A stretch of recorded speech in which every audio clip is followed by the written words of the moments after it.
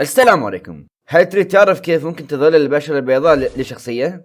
كمل الفيديو حتى تعرف. بس خليني اقول ملاحظة ذكرتها في فيديو سابق، انه انا راح اعلمك بطريقتي، فيمكن طريقتي غلط ويمكن صح، فتقدر تستفاد من طريقتي حتى تعرف تظلل على الاقل. وايضا راح اشرح بالنسبة لرقمي، اما ورقي حيكون في فيديو لاحق، وبالنسبة لتلوين البشرة السمراء راح يكون في الشرح الجاي. فيلا نبدأ.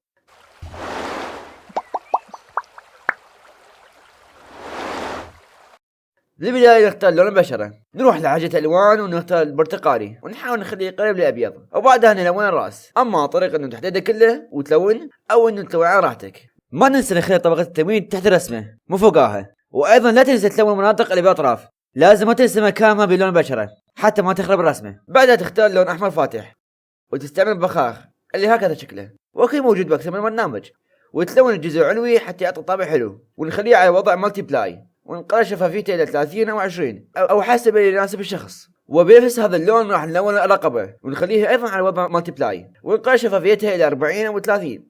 وايضا بنفس هذا اللون نسوي الظل اللي يكون تحت الشعر، فنرسم الظل تحت الشعر هيك، وايضا ما بين الحواف ومساعده هذول حتى يسوي جماليه اكثر. وايضا ما ننسى نخلي على الوضع مالتي بلاي، ونقلل الشفافيه الى 50 او 40 او 30 او حسب اللي يناسب الشخص. وثم بعدها نستخدم طبقة أخرى أيضا هي تكون ظل، ولكن نقدر نقول ظل أقوى ويكون بلون برتقالي وأحمر هيك يعني، واللون اللي بين الأطراف فقط، مثل ما وضحت إنه الظل أقوى وهيجي. ونخليه على وضع مالتي بلاي وشفافية 30 أو 40 أو اللي يناسب الشخص. بعدها نسوي ظل للرقبة مثل هيجي، ويكون أيضا برتقالي وأحمر، ونسوي بهذا الشكل أو أي شكل ظل مناسب، وتقدر تستعمل بخاخ حتى ما تبين الحواف أو تتركه.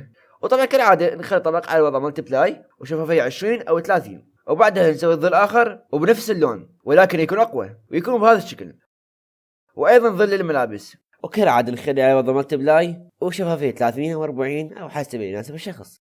وبعدها نقدر نضيف لمعة للراس لونها أبيض تكون هكذا مثلا، ونخليها على وضع أوفرلاي وبشفافية 40 أو 30. وبعدها نضيف طبقة بلون أصفر فاتح جدا ونخليها على وضع عادد، ويكون للراس ورقبة وبشفافية 10 أو اللي يناسب. وبعدها نقدر كتحسين نضيف طبقة ظل إضافية بلون برتقالي محمر، وتكون على الجانب هكذا ومن فوق وعلى الرقبة شوية، ونخليها على وضع مالتي بلاي وبشفافية 40 أو 30 أو 20. طبعا كثرة تسألون ليش هيك نضيف هواي ظلال؟ الظل هو اللي يخلي لي الشكل أحلى، فمثل اللي ما ضفنا أي ظل فما راح يطلع حلو، فلهذا الظل ضروري للرسمة. وهكذا كلمة التلوين. الشرح القادم راح يكون عن تلوين البشرة السمراء، وهذا هو كان الفيديو. صلي على النبي واستغفر ربك، وفي امان الله.